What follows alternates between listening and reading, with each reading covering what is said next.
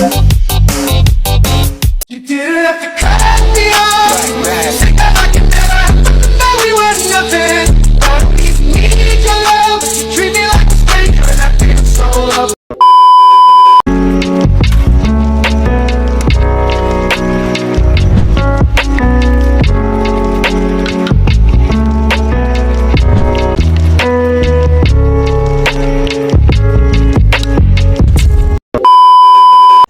Assalamualaikum warahmatullahi wabarakatuh.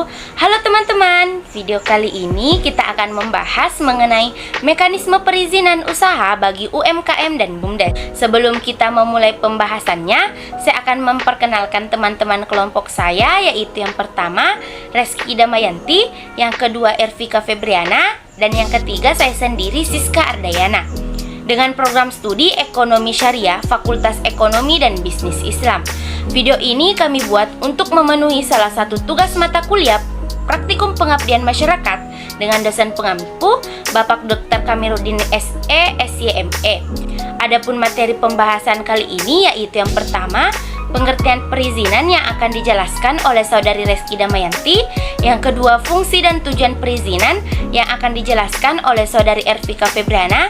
Dan yang ketiga, bentuk perizinan yang akan dijelaskan oleh saya sendiri, yaitu Siska Ardayana. Pengertian perizinan. Perizinan adalah pemberian legalitas kepada seseorang atau pelaku usaha atau kegiatan tertentu, baik dalam bentuk izin maupun tanda daftar usaha. Izin ialah salah satu instrumen yang paling baik digunakan dalam hukum administrasi untuk mengemudikan tingkah laku para warga.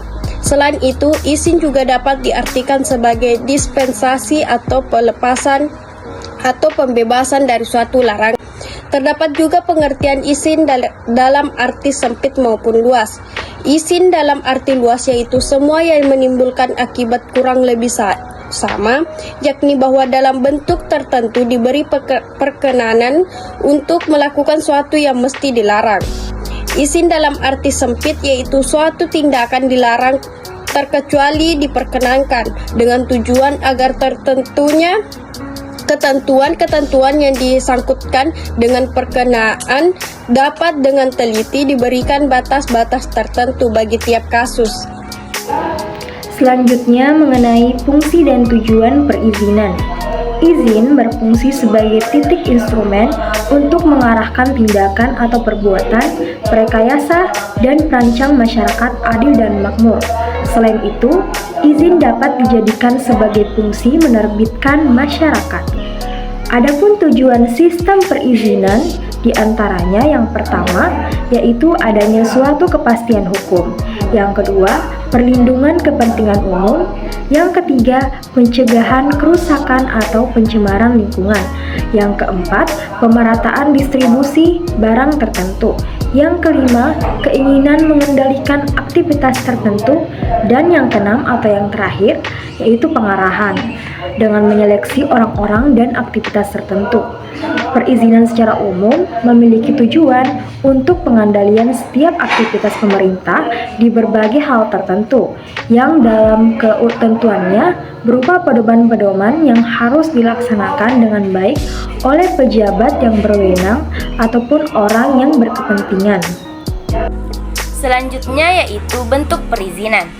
Bentuk-bentuk izin yaitu bentuk-bentuk izin yang umumnya ada di kalangan masyarakat. Ada 4, yang terdiri dari yang pertama, izin Vergunning merupakan peningkatan aktivitas pada suatu peraturan izin yang pada dasarnya didasarkan pada keinginan pembuat undang-undang untuk mencapai tatanan tertentu atau menghilangkan keadaan yang buruk. Yang kedua, dispensasi yaitu pengecualian atau larangan sebagai aturan umum karena keadaan khusus pada peristiwa tertentu. Yang ketiga, lisensi yaitu izin untuk perorangan atau perusahaan yang berpindah adalah hak monopoli pemerintah dalam memberikan pelayanan. Dan yang keempat, konsensi yaitu izin khusus yang diberikan kepada suatu bentuk perusahaan yang berpindah pada hak biasa. Adapun dari hasil wawancara yang kelompok kami lakukan kemarin, dapat disimpulkan bahwa dalam hal perizinan, berkas-berkas yang dibutuhkan untuk melakukan pendaftaran yaitu yang pertama, surat permohonan, kedua, surat keterangan domisili perusahaan dari desa, ketiga, surat pernyataan tetangga, keempat, surat keterangan status tanah atau bangunan, yang kelima, fotokopi KTP pemilik, keenam, menghindarkan rekomendasi izin tempat usaha dari kecamatan, dan yang ketujuh, fotokopi akta pendirian. Sekian dari kami, semoga apa yang kami jelaskan dapat memberikan manfaat kepada teman-teman. Akhir kata, wabillahi taufiq wal hidayah. Wassalamualaikum warahmatullahi wabarakatuh.